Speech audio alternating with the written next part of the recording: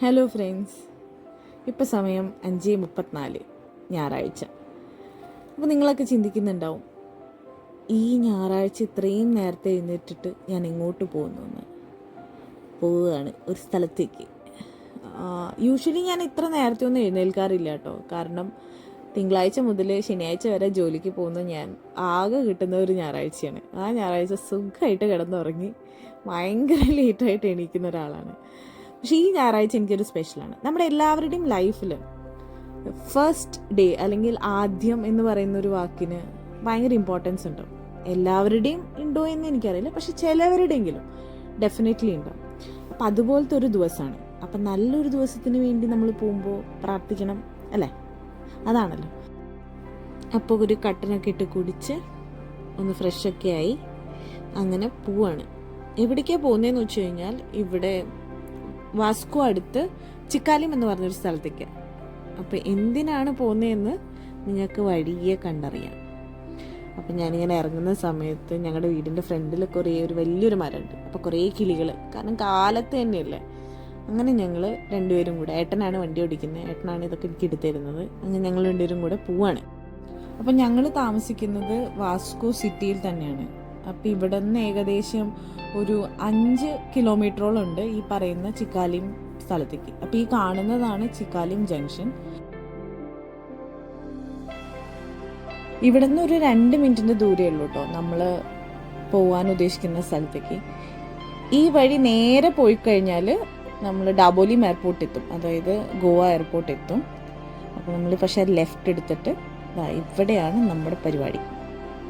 അപ്പോൾ ഇന്ന് ഞാൻ എന്തിനാണ് ഇവിടെ വന്നതെന്ന് വെച്ച് കഴിഞ്ഞാൽ ഇതിനാണ്.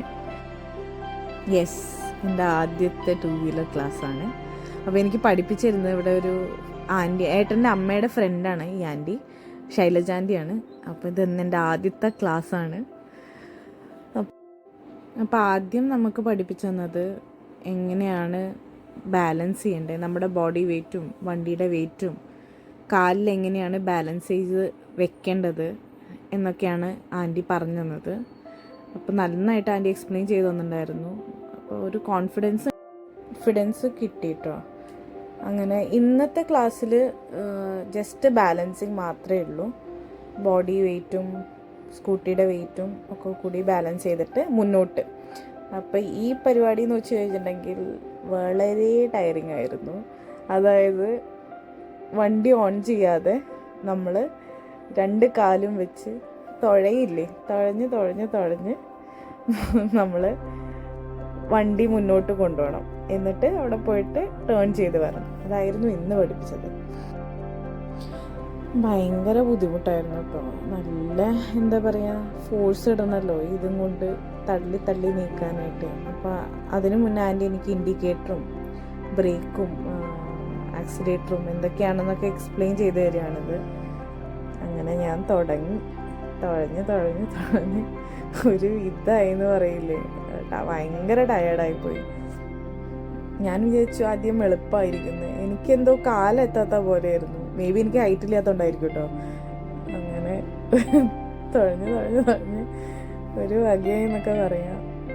പക്ഷെ നമ്മൾ എന്തെങ്കിലും നേടണമെങ്കിൽ there is no gain without pain എന്നല്ലേ പറയാം.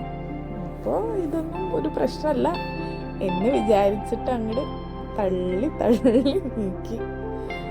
പക്ഷെ കുറച്ച് ബുദ്ധിമുട്ടുണ്ടായിരുന്നു കേട്ടോ. എനിക്ക് കാലെത്താണ്ട്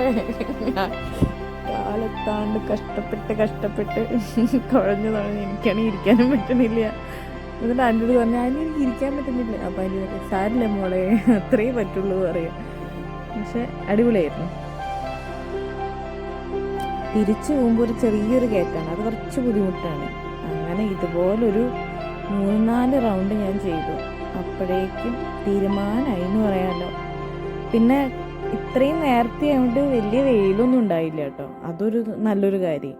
കുറച്ചും കൂടെ ലേറ്റായി കഴിഞ്ഞിട്ടുണ്ടെങ്കിൽ ഭയങ്കര ബുദ്ധിമുട്ടായിരുന്നു. ചൂടും കൂടി ആകുമ്പോഴേ, ഇപ്പോൾ എല്ലാവരുടെയും ചൂടല്ലേ, അപ്പം അത്ര വലിയ ചൂടുണ്ടായില്ല.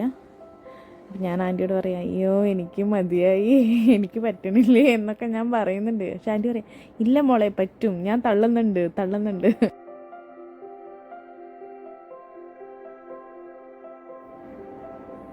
അതിനുശേഷം വണ്ടി സ്റ്റാർട്ട് ചെയ്തിട്ട് സെയിം, അതായത് നേരത്തെ കുറച്ച് അധികം ഫോഴ്സ് കൊടുത്തിട്ട് നമ്മൾ തള്ളിക്കൊണ്ട് പോകണമായിരുന്നു. ഇപ്പോൾ വണ്ടി സ്റ്റാർട്ട് ചെയ്തുകൊണ്ട് ചെറുതായിട്ട് ആക്സിലേറ്റർ കൊടുത്തിട്ട് സെയിം ബാലൻസ് ചെയ്ത് പോവുമായിരുന്നു. ഇത് കുറച്ചും കൂടി എളുപ്പമെന്ന് എനിക്ക് തോന്നി കേട്ടോ. അങ്ങനെ അപ്പം ആൻറ്റി പറയാം പതുക്കെ ആക്സിലേറ്റർ കൊടുത്താൽ മതി, കാരണം ആയിട്ടില്ലല്ലോ, ആദ്യത്തെ ക്ലാസ്സല്ലേ, പതുക്കെ ആക്സിലേറ്റർ കൊടുത്തിട്ട് വണ്ടി ഓടിക്കാം. എന്തുകൊണ്ട് ഞാൻ ഇത്ര കാലം ടൂ വീലർ എടുത്തില്ല എന്ന് ചോദിച്ചു കഴിഞ്ഞാൽ, എൻ്റെ അച്ഛനും അമ്മയ്ക്കും ടൂ വീലർ ഭയങ്കര പേടിയായിരുന്നു. അപ്പോൾ ഞങ്ങളുടെ വീട്ടിൽ ഇതുവരെയായിട്ടും ടൂ വീലർ ഉണ്ടായിട്ടില്ല. പിന്നെയാണെങ്കിൽ ടൂ വീലർ ഓടിക്കാൻ എനിക്കും പേടിയായിരുന്നു കേട്ടോ. കാരണം നമ്മുടെ നാട്ടിൽ ഒരുപാട് ആക്സിഡൻസ് കണ്ടിട്ട് ടൂ വീലർ നമ്മുടെ തെറ്റല്ലാതെ തന്നെ ഒരുപാട് ആക്സിഡൻസ് ഉണ്ടായിട്ടുണ്ട്. അപ്പോൾ അതൊക്കെ കണ്ടപ്പോൾ ഞാൻ വിചാരിച്ചു ഞാനിനി എന്തായാലും ഓടിക്കാനൊന്നും പോകുന്നില്ല, എന്തായാലും എനിക്ക് വേണ്ട, 4 വീലറിൻ്റെ ലൈസൻസ് എടുക്കാം എന്നൊക്കെ വിചാരിച്ചു. അപ്പം അങ്ങനെയാണ് 4 വീലർ എടുത്തത്. പക്ഷേ ഗോവയിൽ വന്നപ്പോഴാണ് മനസ്സിലായത് ടൂ വീലറാണ് ഇവിടെ കൂടുതലും ആൾക്കാർ ടൂ വീലേഴ്സാണ് പ്രിഫർ ചെയ്യുന്നത്. അപ്പോൾ പഠിച്ചിരിക്കേണ്ടി വരും എന്ന് തോന്നിയതുകൊണ്ട് അപ്പം ഞാൻ എടുക്കാമെന്ന് വിചാരിച്ചു. അങ്ങനെയാണ് ഈ ഒരു തീരുമാനത്തിലേക്ക് എത്തിയത്. പക്ഷേ എനിക്ക് തോന്നുന്നു ഏറ്റവും നല്ലൊരു തീരുമാനമായി എന്ന് തോന്നുന്നു. കുറച്ച് ലേറ്റായാലും എന്താ അല്ലേ, പഠിച്ചെടുക്കാമല്ലോ. അപ്പോൾ ഇതുപോലൊരു 3-4 റൗണ്ട് ഓടിച്ചിട്ട് പിന്നെ ഞങ്ങൾ നേരെ പോയത് ഹോട്ടലിലേക്കാണ്. നല്ല വിശപ്പുണ്ടായിരുന്നു. എൻ്റെ മുഖം കണ്ടാൽ മനസ്സിലാവും നിങ്ങൾക്ക് ഞാൻ എത്ര ടയേർഡായിരുന്നു എന്ന്. അങ്ങനെ ഞങ്ങൾ രണ്ടുപേരും ഒരു പൂരി ബജി വാങ്ങിച്ചു, അതൊക്കെ കഴിച്ച് നേരെ വീട്ടിൽ പോയി. അപ്പം അത്രയേ ഉള്ളൂ. അപ്പം നിങ്ങൾക്ക് ഞങ്ങളുടെ കുട്ടി വ്ളോഗ് ഇഷ്ടപ്പെട്ടിട്ടുണ്ടെങ്കിൽ ലൈക്ക് ചെയ്യുക, ഷെയർ ചെയ്യുക, സബ്സ്ക്രൈബ് ചെയ്യുക. അപ്പം അടുത്തൊരു വീഡിയോ ആയിട്ട് ഡെഫിനറ്റ്ലി വരുന്നതായിരിക്കും. അപ്പോൾ എല്ലാവർക്കും ബൈ.